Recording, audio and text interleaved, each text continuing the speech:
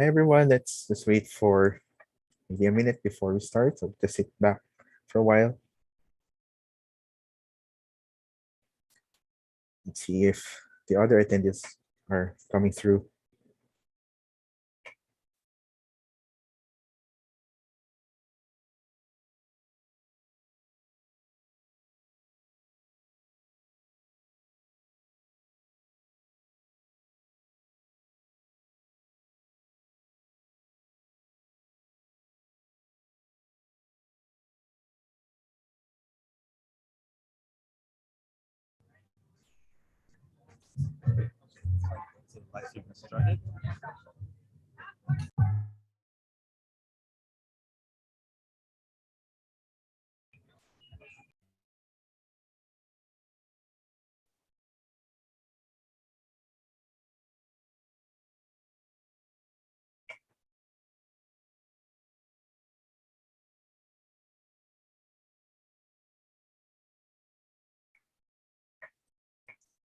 Let's wait for one more minute. So along our discussion today, you can ask questions. I'm going to send the Slido link to the chat for you to ask questions.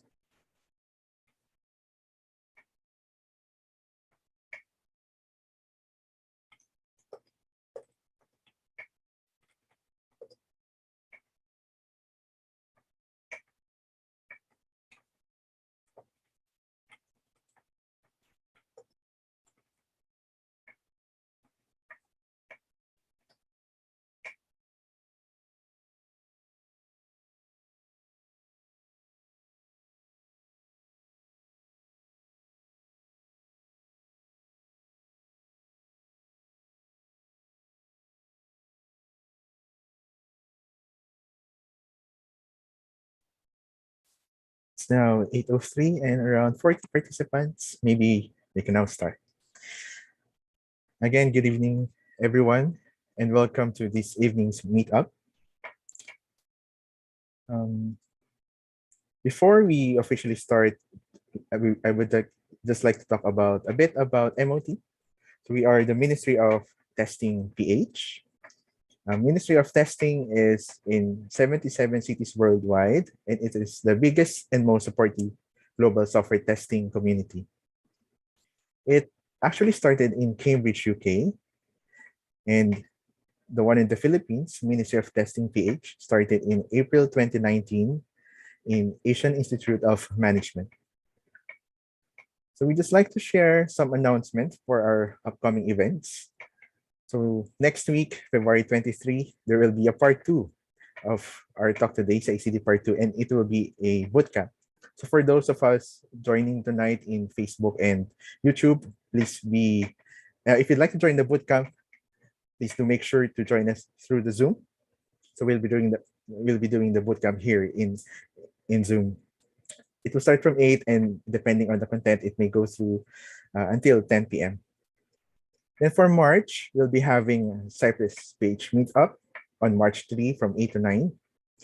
And then for MoT Meetup in March, we're still looking for members for our International Women's Month panel. So it will be a panel discussion, and we hope to have women and ladies, lady testers, and those who are in the IT field as part of the panel.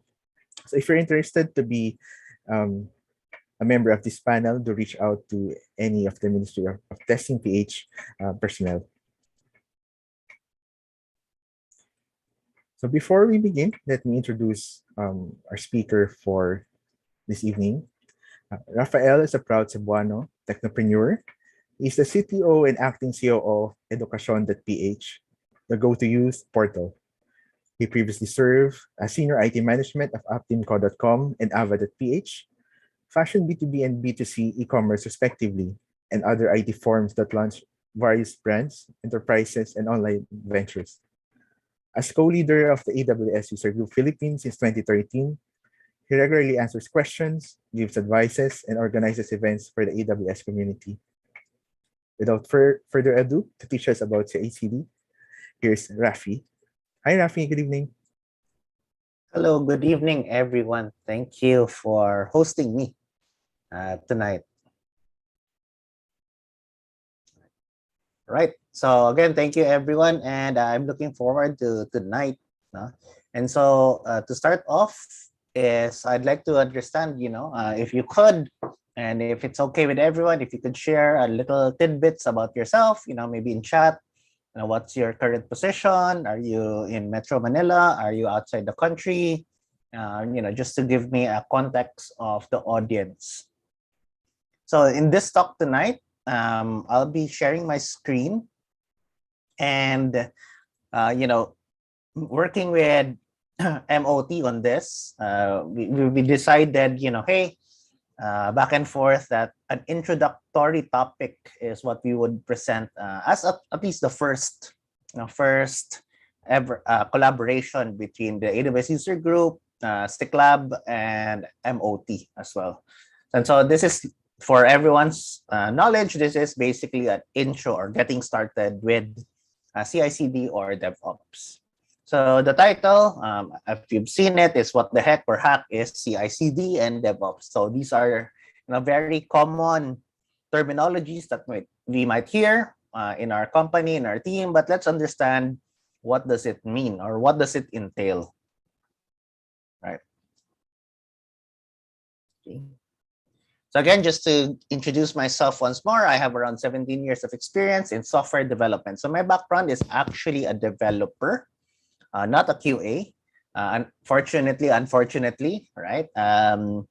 So I'm presently the, as mentioned, technology officer of Edukasyon, but my background as a developer is I've always liked the open source. And so that's why I like the LAMP stack, Linux, Apache, MySQL, and PHP. That's what I grew up with. After college, that's what I learned. And again, it's still my preference as of moment, right? So I've been certified in the AWS technology since 2013. And if you need help on AWS related stuff, I always get sometimes a PM or a message request just asking me, or you can always visit the user group, our user group, the AWS user group, to ask. And there's a lot of people who are helping each other.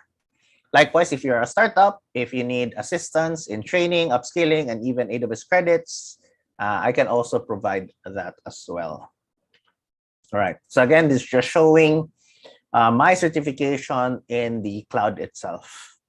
Right. And again, I'm very active in social media and hosting. I do have a YouTube channel as well. And sometimes you'll see me in the Community Ignite series, such as when I hosted the very first episode with also community leaders, such as, other groups as well.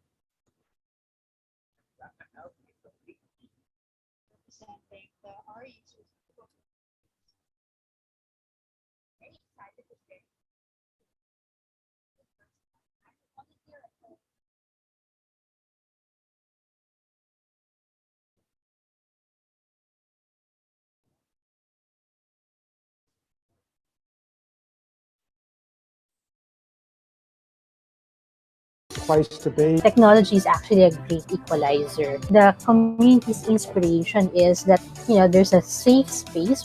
The fact that you joined, that's already a big step. Having the platform of a very clear vision and values and a mission of the business and empowering people to make decisions. This will not be the only episode that you will see. We will have a lot more.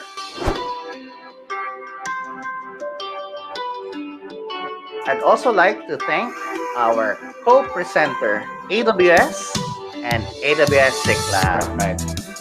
So as I mentioned, in one of our guests and, organizers, just you being here now is a big step, or at least, it's a learning process. That means that you've actually dedicated time and resources to attend webinars. So make it a habit so that you learn, not just in the confines of your own company, but also in the community, right? Because the community actually helps you navigate your career. What's popular, what's new, what's the support like. And so again, thank you for spending your Wednesday night with us.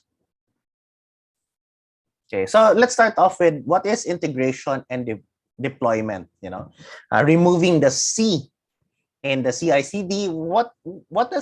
Why do we do integration and deployment, right? So in early days, right, when you're developing software, the approach really was basically a monolith, right? You have an application, you build a software, you package it like an exe file, right, that you would install, right? So basically, it's a siloed system, right? You have that software that you would contribute to, and then it's built together in one big application. So in the early days, if you're a developer, this might be like, hey, you have a series of files, and the problem there is that sometimes if you're working on the same set of files, you might override or overwrite the work of a previous team member, right? So that could be something that might happen. And so again, in the monolithic approach, with the olden days, there wasn't much tools that can help you integrate your code together and build that application. And so that's why if you look at some of the early developers, they're solo programmers, right? They are basically a one-man team. They do everything, and it relies on them. And when that developer leaves, or when that developer has, basically it's no longer available, a lot of times the application is no longer available as well, right? Over time, that has shifted. If you've noticed that, the next step I would call is a mini lith. Basically, this big application. Now they're smaller services, but they're still very much connected to each other, such that if you remove a base, the entire thing stops or crumbles down. So this is a mini lith, right? So again, you're still integrating. There's still integration, but you would deploy this. This time, when you deploy one application, the rest of the application slightly halts because it has to wait for this particular application to finish deployment. But you'll notice that in the present or the modern development, we're now moving to microservices where each application is on its own, right? There's really no dependency. There is just some loosely coupled information that they pass on to each other. And if one application is not available, there is like a buffer, there is a message bus that can pause and resume once that application has restarted. But right, with microservices, your application isn't just your application, right? When we say application and deployment, we actually talk about not just the app, but there's also infrastructure that needs to be deployed. Now that we have a lot of these environments, staging, development, there's actually infrastructure that supports these application. Not just infrastructure, we also have configuration files, or how the features turn on and off as well, right? So it's no longer the time where when we say application, it's just the software, but now including the hardware, but this time wrap as software, right? Is now part of your deployment process. Okay. So you also hear the term DevOps, right? DevOps. What is DevOps? Is it a tool? Is it a role? You see it a lot now. There's DevOps engineering. It's a skill that sometimes that's written in resumes or in recruitment. So let's clarify what DevOps is. Okay. So DevOps, number one, is a combination of three things. Number one is tools, right? So to clarify, yes, we're talking about Git, Jenkins, build servers, JMeter, maybe Cypress IO. Okay, so this is tools, no? And it's very common that when we say DevOps, a lot of people already think about, hey, it's tools, no? And so that's why, in recruitment, usually you'll see must be knowledgeable. If let's say the title is DevOps engineer, the requirements is must be knowledgeable in, let's say, Jenkins, in CloudFormation, Terraform, right? So there's a highlight of tools when we talk about DevOps. Next, we have then practices, right? So we're talking about, things like Git best practices, or automated testing, rollback, etc. Right? So the practice of DevOps, practices like that. What is sometimes forgotten, and when we say DevOps, actually DevOps also has cultural philosophies. So it's not just the tools, it's not just the process, but actually the objective. People forget sometimes what the objective of DevOps is. So let's look at exactly what is the goal of DevOps. Okay. So first is literally DevOps stands for development and operations. Okay. But it's actually more than that. We have your developer, your system administrators, sometimes called as operators, your QA, and even your security. Okay.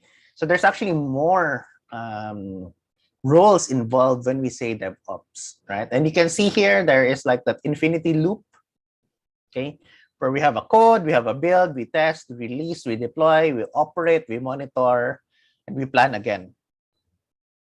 Okay. So that's a continuous cycle there.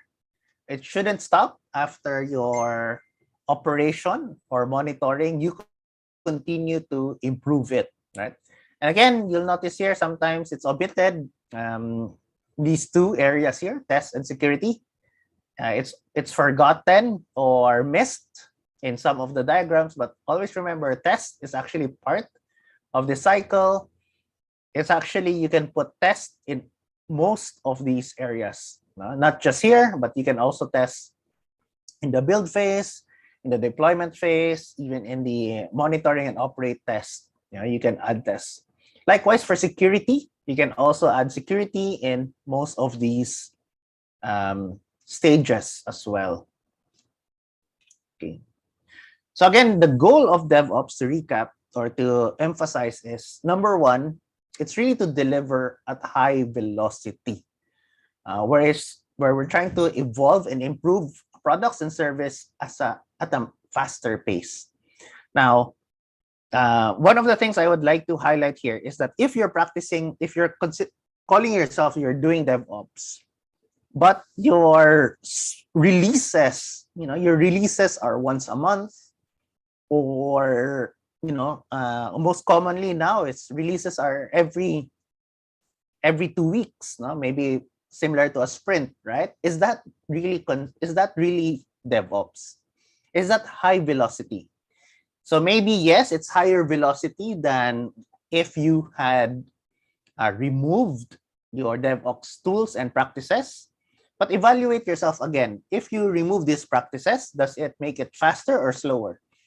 If you follow DevOps and it makes it slower, your process of DevOps makes it slower, and then again, the philosophy is not actually applied. You're not doing the original goal of DevOps.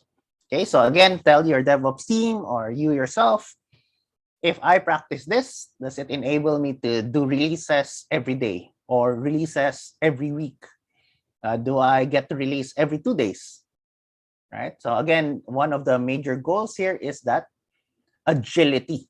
Agility. But of course, let's not forget, with that agility, right, there is quality as well. Okay, so it doesn't mean, hey, we're super fast. Yeah, we actually sacrifice quality. So again, keep the quality as much as possible. Or another idea is to improve quality. How do we improve quality? By basically allowing you to innovate faster, because you're releasing faster, you get feedback faster, and so you can improve faster. Okay, so again, one of the highlights of DevOps is actually pace. Keep a faster pace.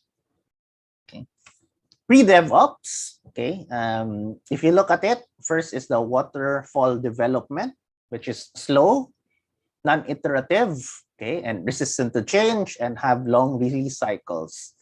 Okay, so quite often practice perhaps when you are developing for a client, maybe you are being consulted, right? And so of course, what you want is maybe to keep it within scope. And so a lot of times you might follow a waterfall development, but you notice it is indeed slow, non-iterative. But if you're building a product for your company, you're in a startup, you're basically adding features to your team, right? Waterfall development shouldn't be your practice internally.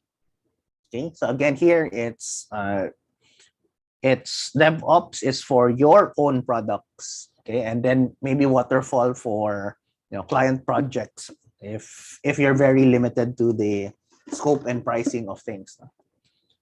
Also, one of the pitfalls of waterfall development is usually testing and security come after implementation, right? Hey, okay, release it. Then you do a testing or test cases at the very end of things like, what are there open ports? Are there open?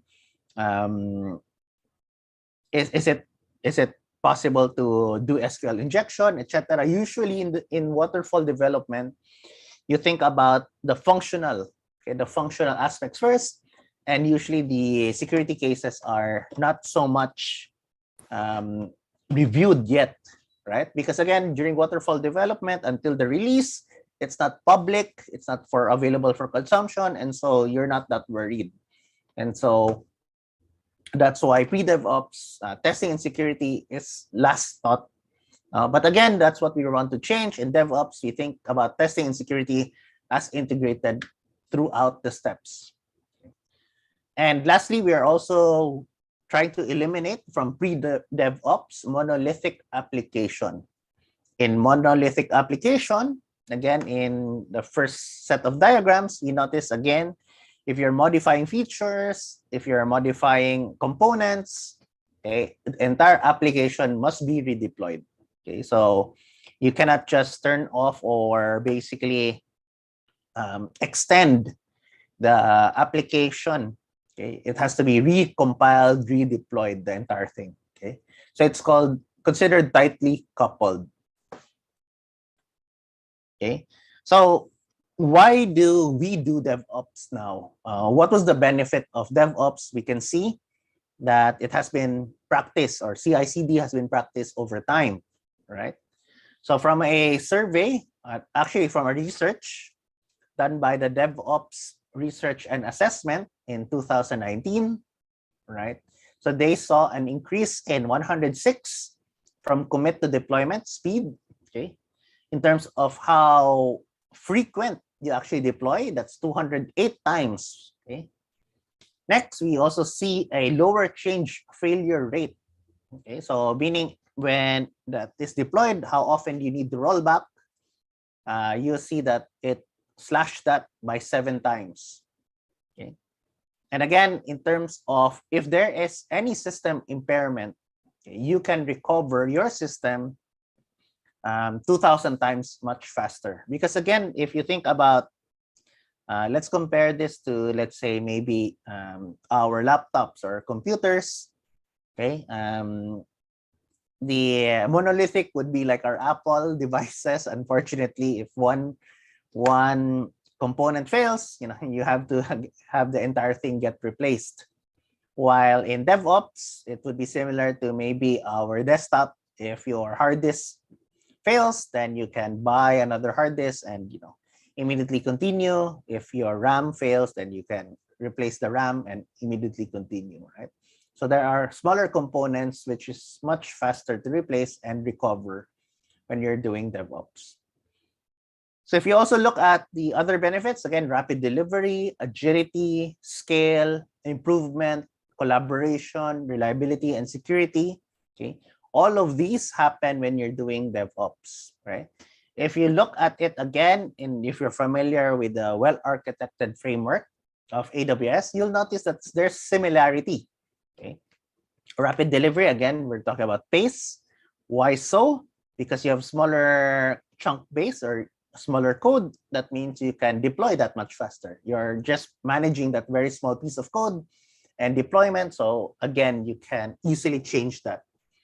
Okay, agility or innovation, because you have that ownership of that component, it's much faster, again, to improve that component. Scale is also easier because, again, that component can scale beyond the rest of the component.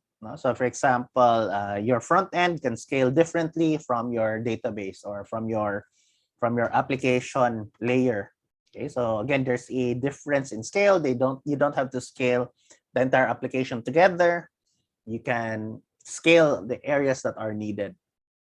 Okay, so again, reliability and security, all of these are the benefits of DevOps.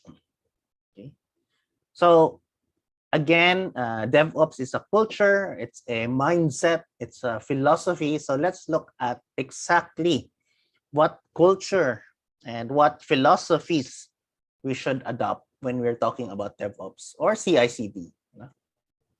So first, philosophy is automate when possible. Okay. By the way, I didn't focus on the tools per se because there's so many tools out there, and we can do another talk of what are the common tools. But I wanted to highlight the cultural aspect of DevOps and CICD because it's often forgotten. Okay, so let's stick to the principles of DevOps. Reassess yourself if you're calling yourself or your team, company saying, "Okay, we're practicing DevOps," but the mindset isn't there. Then it's time to recheck or realign your DevOps practices. So one is, again, the first one is automate when possible. Okay, so if there's any kind of repeated task, such as the environment, such as continuous maybe things like creating a server, installing a particular library. Okay, those are repeatable, so that means they can be automated. And again, automation opportunities in every phase. We're not just talking about the code integration, doing your reviews, your testing, your security, deployments, and monitoring. Find areas that you can automate, okay, and then automate them. When we're talking about automation, also we look at versioning as well. Part of that is because when you're automating, okay, you want to make sure that you have a script, right? And when you're modifying that script, you know that it's a previously working script. And so if you have to modify it, you have a copy of it previously. Okay, so versioning is also very important in automation. And consistent environments, right? This is what I sometimes don't see, is that there is a large discrepancy of the behavior of the application in production and perhaps staging. Okay, again, a large discrepancy. Sometimes I see that it could be potentially that data is a factor when there is a difference in how the staging and production behave, right? And so there are things that you might want to do, such as capture a chunk of data that is anonymized or non-identifiable and move them to staging, so that again your staging is as close to your production as even to the data layer or data part, very close to it as well. So again, automate when possible, the first philosophy of DevOps. Okay, next, develop small and release often. Okay, so again, you can see it's talking about generally microservice. Okay, when you have smaller code base, okay, you can definitely understand it easier. It's specialized, right? And at the same time, we must think about backward compatibility. Okay, when we release often, we think about, hey, is this feature or function a two-way door? Meaning, if it fails, can I reverse it back? There is no long-term there's no long-term damage if I release this. No? So again, that's why we think about backward compatibility when we are releasing these small components. I have a saying that says, we make small, frequent, and reversible, okay? Reversible changes. Okay, so change management is required. Okay, or in terms of practice in AWS or Amazon, they have a 2 pizza pie team. Okay, so their teams must be the size that if you have to feed them, you only order 2 pizzas, and basically the team is able to eat. Okay, so I don't know how large the pizza is, but generally I would assume, based on how I eat, that's probably like I can probably consume like 3 pizzas or 4. So maybe the 2 pizza team is like 4 people only for that team, right? Maximum of 4. If it's more than that, that means you have a chance to even make a smaller team, or basically make smaller services or smaller applications, because it's beyond the 2 pizza pie team. Next philosophy is security. Okay, I think this is now, you've heard of terms like zero trust. Okay, day 1, day 0 attack. I think last year there were a lot of security in the news. Okay, again, the idea in DevOps is we must include security in all phases, and it must be iterative, incremental, and also automated. Let's not forget automation in security. Okay, so we can do auto quarantine. If there is a attack, you can quarantine that for review at a later time, etc.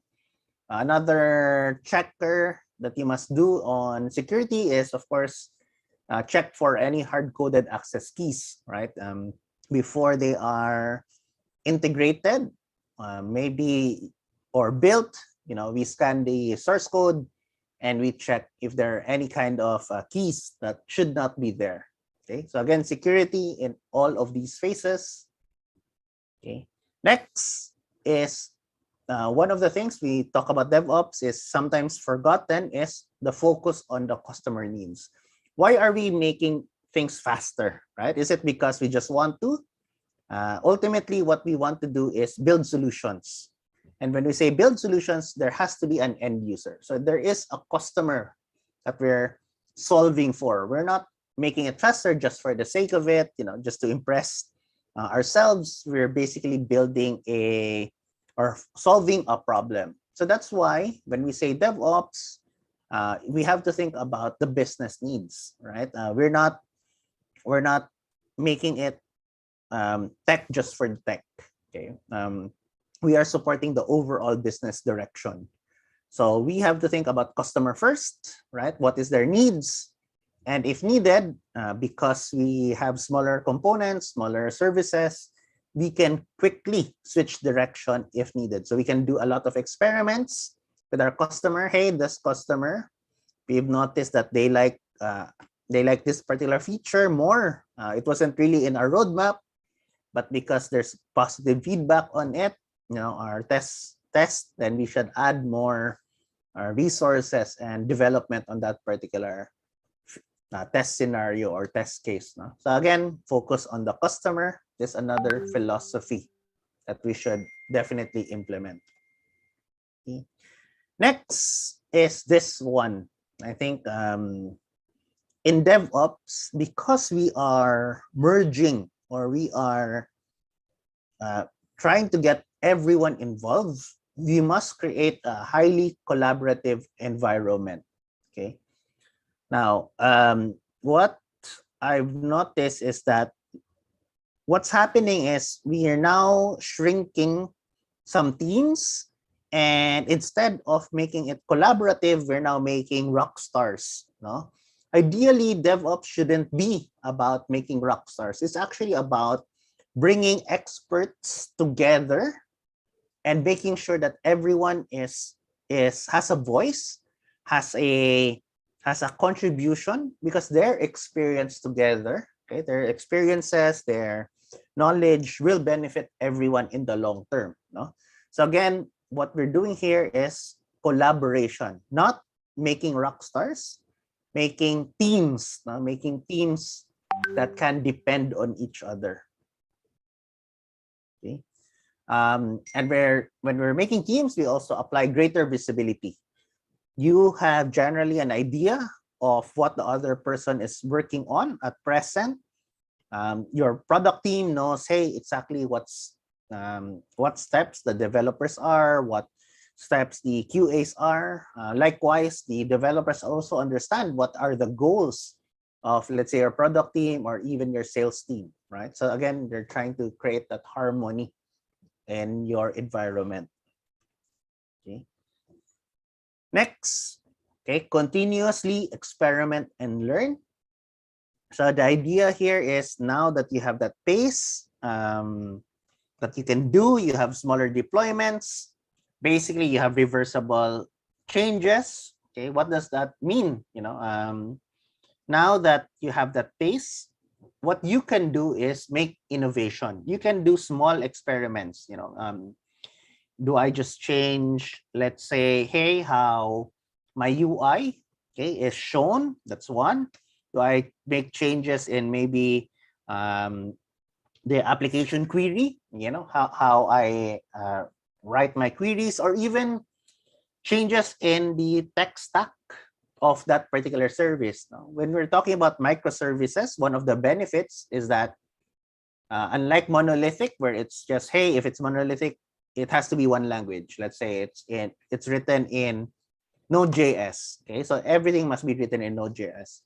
But in the DevOps culture, okay, if we notice, hey, this service is using, let's say, machine learning, and we feel like this particular library in Go works well for this particular service, and so you have a service that's written in Go. Let's say another service, okay, is using, let's say, Java, because apparently that service works really well in Java as well. And so you can even change the languages, no, in between. Okay.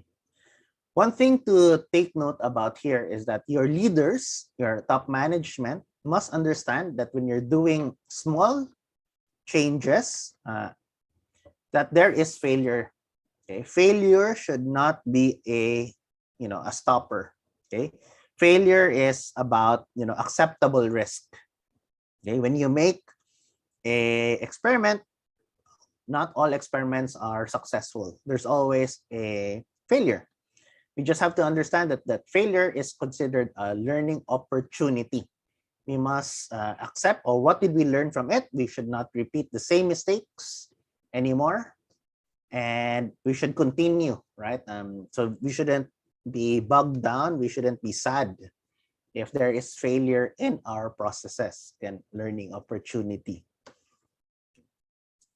And which leads us to always improve. We measure, we think about our metrics. For DevOps out there, if you have a ops dashboard, operations dashboard, look at your ops dashboard. Is it actionable? Okay.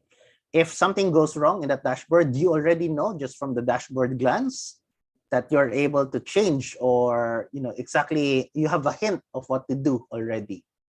Okay, so dashboard metrics are very important in the mindset of DevOps. Okay, again, we want to improve stability and even the restoration of service failure. So again, just to recap on this part, DevOps. Okay, DevOps is a mindset combination. We're talking about tools, okay, like Git, Jenkins, the AWS code service, practices such as using microservices, using CICD, using infrastructure as code, and lastly, cultural philosophies, which we just discussed a while ago, more in depth, cultural philosophies itself. Okay, now the title obviously was what the heck is CICD, right? let's clarify what CICD is and why is it part of our DevOps. No? So CI is continuous integration. Now, CD might actually mean two things. One is continuous delivery, while the other one is continuous deployment. So if your team practices CI/CD, ask yourself, are you actually doing continuous delivery or are you doing continuous deployment?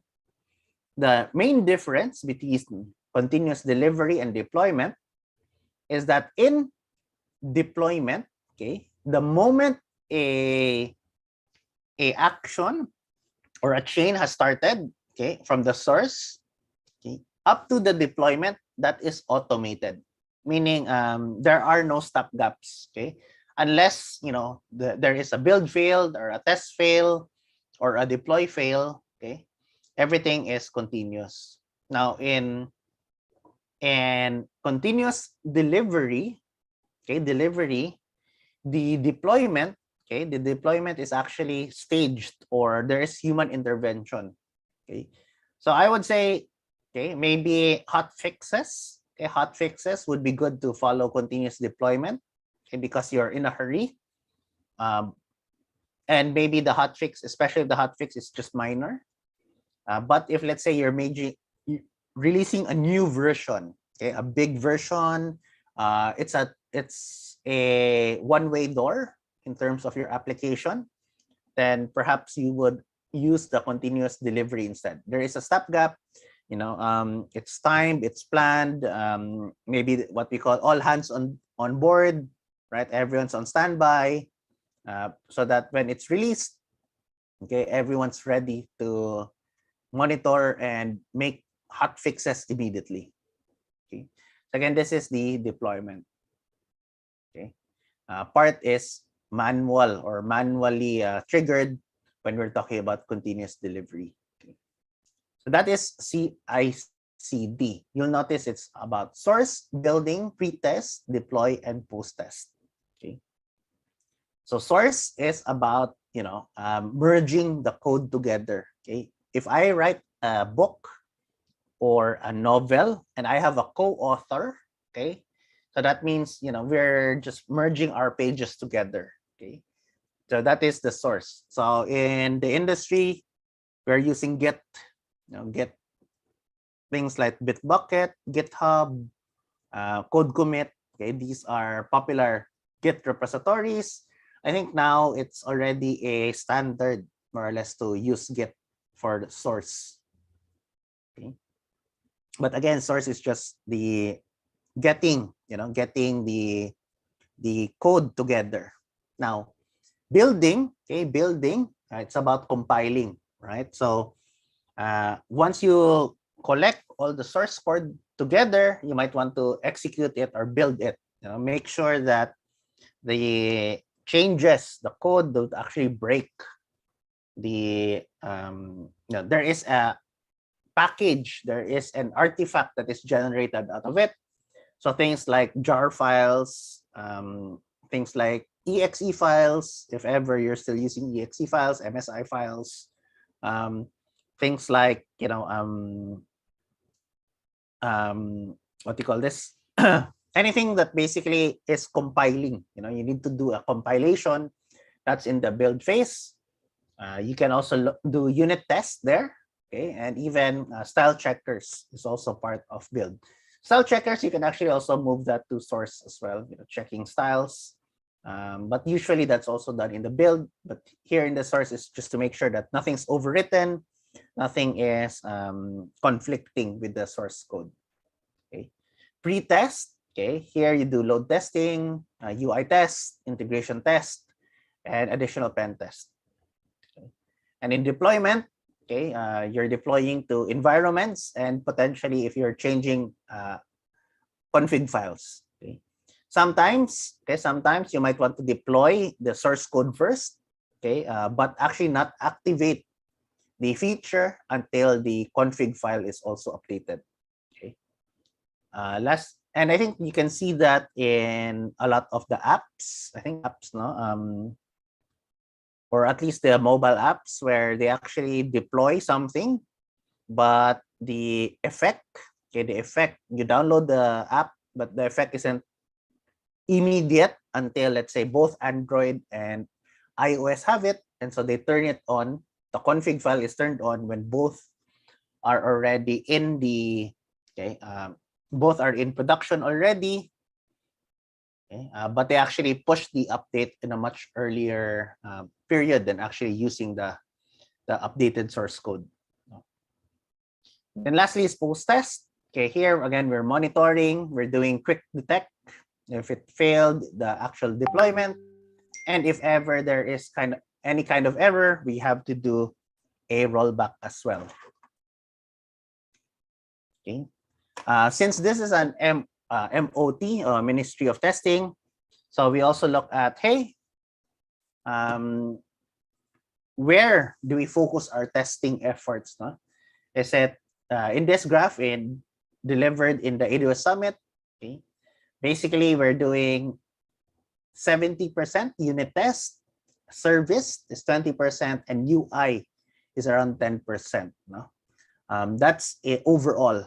However, okay, because of the idea that we automate, we automate a lot of the unit tests. If you're not contributor to the unit test, the developers also contribute to the unit test that can be done by code build.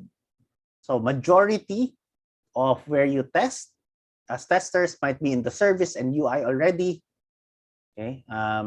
Again, hopefully it's expected that the developers the developers did the majority of anything below here, the build, no?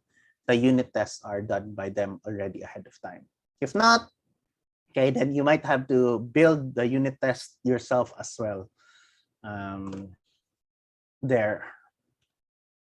Okay. And if we expand our CICD, okay, in multiple environments or multiple stages, okay, we can see that the test phase is actually a much bigger area where we have an alpha, we have a beta, we have a gamma, we have gamma 1 box and gamma in general, meaning there's load testing. So in gamma 1 box, usually alpha and beta, you're not doing stress tests yet. Okay, but in gamma, okay, we're doing a lot of these integration tests and load tests as well. Okay. Then afterwards you do prod and then you monitor. Okay, so I know we're talking about a lot of these concepts in the CICD, okay, the processes. Ultimately, again, it can be summarized into 5 phases, which is the source, build, the test, deploy, and monitor. And because I am a AWS hero and this is where I specialize in, okay, there is a equivalent service in AWS for that. If you're not on AWS, you're using different tools, that's also okay. Because again, there might be already a tool just for sourcing, for building. You'll notice here that code build can be used for tests, and also third parties definitely accepted. Deployment, okay, maybe you're using for your deployment things like OpsWorks, Chef, Ansible. Again, that's okay. No, the flow, okay, usually is handled by code pipeline, and for monitoring we have CloudWatch and X-Ray. Okay. So let's just watch a summary video of code pipeline, or basically those stages that I earlier mentioned in this video. In today's world, your applications must evolve quickly to meet your customers' needs. Improving and releasing software at a fast pace to meet customer needs is at the core of every successful business, making agility and time to market essential to maintaining your competitive advantage. Companies that can rapidly deliver updates, innovate faster, adapt to changing markets more easily, and drive better business results. But quickly delivering updates, such as new features or bug fixes, can be difficult and error-prone using traditional software release processes, where code updates are manually and infrequently moved from development to testing and finally to production. What if the entire software release process were automated, allowing you to test and release code more frequently? Introducing AWS Code Pipeline, a continuous delivery service for fast and reliable application updates. With continuous delivery, your code updates are automatically built, tested, and made ready to deploy. Code Pipeline lets you model, visualize, and automate your software release process through a simple-to-use graphical user interface or with a command line interface. You model your software release process as a workflow made of different stages, or a pipeline, which describes how new code changes progress through your release process. At each stage, you choose the actions that are performed on your code, such as how and where your code is built, tested, and deployed. When your pipeline is active, every code change made to your source repository is automatically pushed through the set of actions you defined, so that code updates are run through a standardized process after every commit. Code Pipeline lets you set manual approvals at each stage of your pipeline, so that approvers can review and then approve or reject updates before they progress down your pipeline. Code Pipeline also automatically stops your pipeline whenever an action fails, such as a unit test failure. This automation allows you to test your code more frequently and catch bugs while they are small and simple to fix. Once your release process has been automated, it becomes easier to build, test, and deploy updates more frequently. This allows you to focus on improving your core product. Code Pipeline is extensible and works with a variety of source code, build, testing, and deployment tools from AWS or third parties, enabling you to use different services in each stage of your pipeline. For example, you can use AWS Code Commit as your source repository or AWS Code Deploy for automated code deployments to your instances. Code Pipeline allows you to invoke custom logic using AWS Lambda during any stage of your pipeline. You can also use popular third-party developer tools via pre-built plugins or create your own custom plugins and actions, enabling you to customize your pipeline to meet your specific needs. Code Pipeline uses AWS Identity and Access Management to manage who can make changes to your release workflow, keeping your software release pipeline secure. With Code Pipeline, you only pay per active pipeline per month. There are no upfront fees and no setup costs. Get started on AWS Code Pipeline with a few clicks in the AWS Management Console. Right. So again, so next week, right? How can we easily get started with CICD, especially if this is your first time to do it? Okay. So next week we'll start. Actually, there is a wizard that we can use. Okay, called AWS CodeStar. Okay, so AWS CodeStar will help us build a pipeline and basically a project. So including the enrollment of teams, integration with Jira. Okay, this can be done with this management tool called AWS CodeStar. All you really have to do is pick a package. Like we're gonna develop a Ruby on Rails on a Elastic Beanstalk, or let's say we're gonna do a Python, Python on a Lambda. Okay, and again with their template. Okay, next step is to add the contributors. Okay, for example, the product owner, the developers, viewers or auditors. Okay, they can add the team here. Then from there, the pipeline is built for you. Okay, so again, based on the template, there is a pipeline that's built for you that you can modify. So next week, we'll do a hands-on lab. If you want to get started ahead, of course, you can copy-paste the URL here. And I'll also put it in chat later, just in case if you want to get started ahead. But the rest of the 2 hours next week, okay, we will try to build this or do this as well.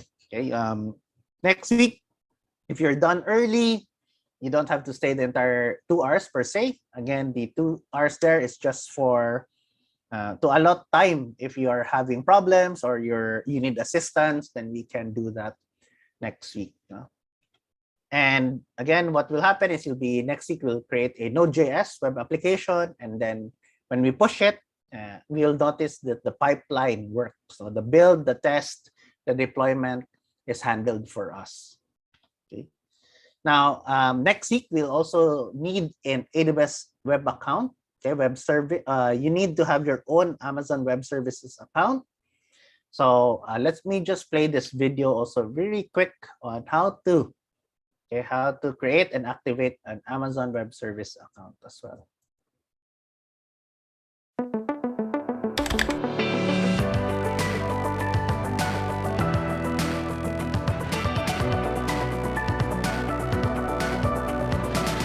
Hi, my name is Jamie and I'm a supporting member here at the AWS office in Cape Town, South Africa. Sometimes potential customers ask me how they can create and activate a new AWS account. Let me walk you through the process. So first go to the Amazon Web Services homepage. That would be aws.amazon.com. Then you would choose Create a New AWS Account, which you'll find at the top right-hand side corner of the page. As you can see, you are now required to enter your account information such as email address, password, and your AWS account name. For this example, I have used my information, so you can select Continue once you've entered all of the information. You will then be presented to select the account type, which would be professional or personal. These two account types are identical in functionality, and for this example, I'm choosing the personal option. You can insert company or personal information. For this example, I will enter all my personal details. So after you've inserted all the requested information, you can review the AWS customer agreement. Once you've reviewed the information, you can click the checkbox. You will then choose Create Account and Continue. After you hit Create Account, you will receive an email confirmation to inform you that your account has been created successfully. You will be able to sign into your new account using the email address and password that you have supplied. However, you must continue with the account activation process before you can use the AWS services. On the next page, you will be presented with the payment information section. You'll type in your credit card or debit card number and the name associated with your card. If the address for your card is the same as the address you provided for your account, choose Continue. Otherwise, choose Use a New Address and type the billing address for your card, and then choose Verify and Add.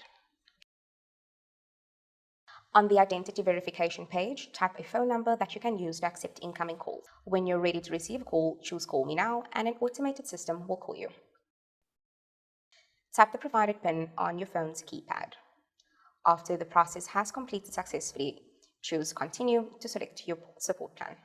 On the support plan page, choose one of the available support plans and then choose Continue. You can review the description of each support plan, but for this example, I'm going to choose the basic plan, which is free. After you've chosen a support plan, a confirmation page will indicate that your account is being activated. Accounts are usually activated within a few minutes, but sometimes account activation can take up to 24 hours to be completed. You can sign into the AWS account during this time. However, the AWS homepage might continue to have a button that reads Complete Sign Up during this time, even if you've already completed all the steps successfully. When your account is fully activated, you'll receive a confirmation email. After you receive this email, you will have full access to all AWS services. If it's been longer than 24 hours, here are some things to check. Make sure you've successfully verified your phone number. Check that the information associated with your payment method is correct. If you've confirmed the details are correct and you're still getting an error message, please contact your financial institution. Lastly, also check your emails to see if AWS needs any information from you to complete the activation process. Thanks for watching and happy cloud computing from all of us here at AWS. Right. Before I end, I'd like to just invite everyone, if ever you want a boot camp, basically a half-day boot camps. Okay, we have the Cloud Practitioner Training Bootcamp that will happen on March 5 and March 12. This is powered by Edukasyon. If ever you want to also learn more about DevOps, here are some of the links.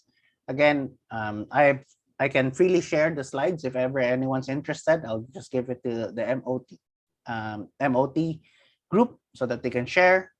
So there's even a very long Coursera, a course for free that you can take if you want to specialize in DevOps as well, or CICD.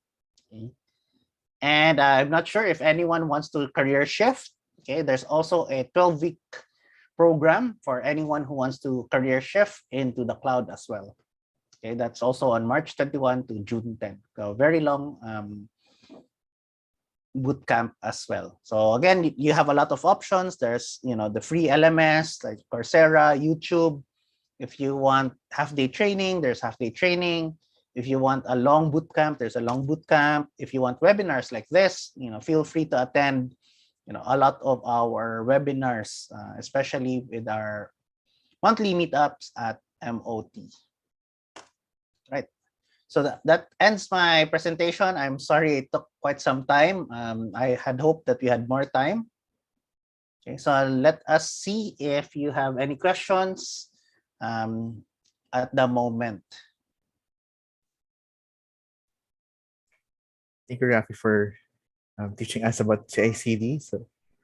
So maybe let's spend maybe 5 to 10 minutes more to discuss Sure. some of the questions. Then maybe those questions that we won't be able to answer, we can answer maybe next week sa bootcamp. Right. Okay, cool. Right. So what are...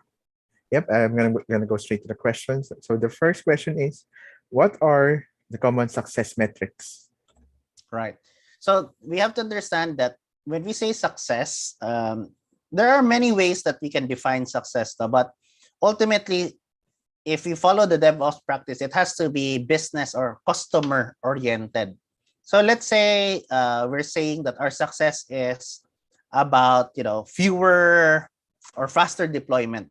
But if that faster deployment doesn't translate to your business needs, or you're not able to help customers with that, that's not really a success metric. No, a common success metric, I think, that at this point I would say is actually if you can tie your DevOps practice to increase in sales. Now, a lot of us work in companies, corporate companies. So if we can see a correlation with our practices with the sales team, okay, and we can attribute that, then I would suggest that is actually a big success metric. Let me just add one thing to this example. So in CICD and a lot of these monitoring tools, an example for this is Amazon.com. Now, Amazon.com. So in Japan, there was a big earthquake, I think 2-3 years ago. And what happens there is they actually have a metric called purchases per minute.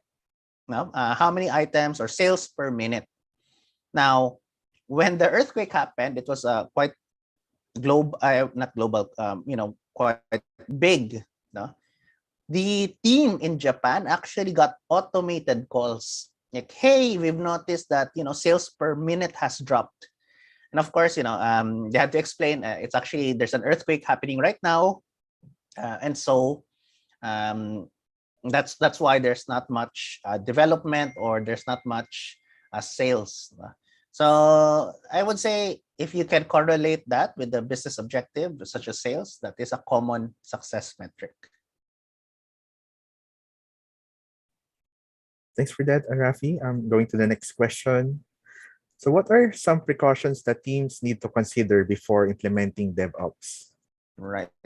So I think first things first is remember, number one is we're not making rock stars in DevOps. We are making highly collaborative teams. No? So if the idea here when you're practicing DevOps is to rely on a single person who has all the knowledge, then that's not true DevOps. No? Again, here it's to upskill everyone, to everyone to contribute. So that's one precaution that we should definitely do. The second precaution I would say is sometimes, the practice of pace and let's say yung sprints and DevOps, they might conflict sometimes in practice, or in let's say your Scrum Master will insist that, hey, no, we don't release anything prior to the entire sprint, no? But again, your team wants to deploy faster, so you have to harmonize, okay, that practice first, or what is acceptable before you really fine tweak DevOps, no? And again, some of the things is make sure DevOps is actually accelerating your releases and not slowing them down. Okay. So the next question, since I think most of us are testers, that's why someone asked this. How do we ensure quality in the techniques we're implementing with DevOps, considering we aim to automate as much as we can? How can we ensure quality in the techniques where we're implementing in DevOps, considering we Automate. Okay. Let me try to grasp this question. No, is it the quality of the process? Is the quality of the product? Um. Um, You're giving my take as well. This question, reading between the lines, assuming since most of the, as you mentioned earlier, most of the we aim to automate. So if it's automated, Yes. then we leave it as is or something. So how do we ensure that, given that we automate most of the things, how do we still ensure that it has quality? Those are the things that we automate. Right. I think what I can add here, no, automation doesn't mean it's not. It doesn't change. No. Part of your automation script is also to check if your automation works. It has failed already, right? You'll notice that, let's say it's always constantly failing. Then that means that automation script has to be revised and rechecked. Another thing is that with a lot of automation tests, you can actually add more and more tests. You can layer your test. No? You can add more tests so that it passes more tests. Okay, maybe a particular test is a single, but you can add more layers of tests so that overall contribution of the combined test is, the quality is improved as well. So maybe that's, I know it's a little vague, no? Maybe I can answer it. I'll go back to this now after the rest of the question. But the idea again is DevOps is we always test, we always improve, right? So even our tests, we also make improvements in our tests. All right. Maybe last two questions for tonight. Siguro Rafi will send the rest of the questions in advance for you to look at and answer next week. So next question, how do we use CICD with our automated test? Right. So if you think about automate the tests themselves, no, the tests themselves are also applications, right? So you can make a CICD for your test, right? So you're building your test scripts can be part of a CICD. So again, here, let's say, main, let's say you have your main application, right? Application. That's the pipe there. And this component here, okay, maybe this component here is the test. But that test, okay, has also its own pipeline, okay, to deliver the improvements of the test of the main pipe. Okay. So again, you can see this. I'm not sure if there is actually a QA engineer, and she has a written blog in dev.to. You can search for Jaira. She's building CICD for her test scripts. Okay. So that is one way. It has a walkthrough. It's good to follow also, where she is making APIs and CICD for her tests. And last question for tonight, is a mobile app a sample of a monolithic application? Right. That's a good question. I think personally, if your mobile app doesn't really need to connect to it doesn't sync. Maybe if it's a very simple mobile app, it's offline. Let's say it's a calculator. There's not much to do, or basically it's saving its data locally. It doesn't even sync. Doesn't support transferring of cross device, right? So that could be a monolithic application. But you'll notice that a lot of mobile apps actually require internet. You can cross use in device. Let's say you have an Apple device and then you have an Android device as well. So there's actually a lot of back-end services that might be calling to. So maybe what you see in the front, okay, actually calls to a lot of microservices at the back. Okay, so depends on the mobile app per se. I think majority now it's no longer a monolithic app.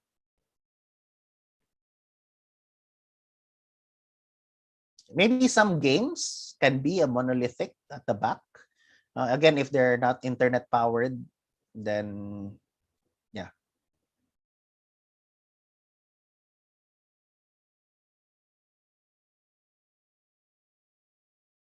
Right.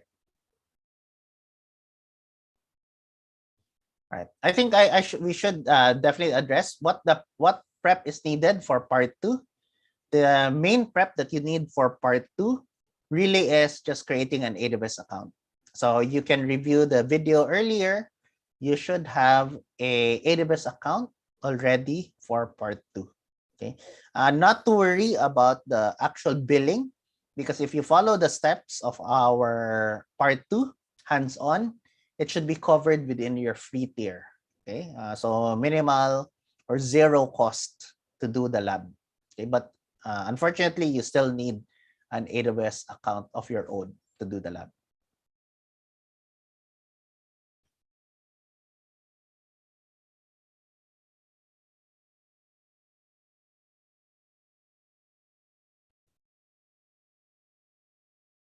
Right. And there's a lot more questions here. Of course, I can continue to answer if you would like. Okay, common CICD cycle, what I mentioned earlier. Sorry about that. The My 5 system stages. Yes. was hanging. So maybe for this, maybe we can collect the rest of the questions, and then maybe we can send it to you, Raph. Then maybe we can answer most of this. Right. Next week. Definitely. You know, we can, since next week it's about hands-on. So if there are not much people requesting for help, then we can go through the questions again and answer them. All right. So again, thank you everyone for joining us tonight. We'll see you again next week. Do create your AWS accounts if you'd like to be part of the bootcamp. Thank you again, Rafi, for sharing your knowledge on CICD and DevOps. Again, thank you everyone, and see you next week. Again, thank you everyone. Yeah, I hope you've learned a thing or two, and there are additional resources if ever you need it. Just review the video again. You can view the links and the videos as well.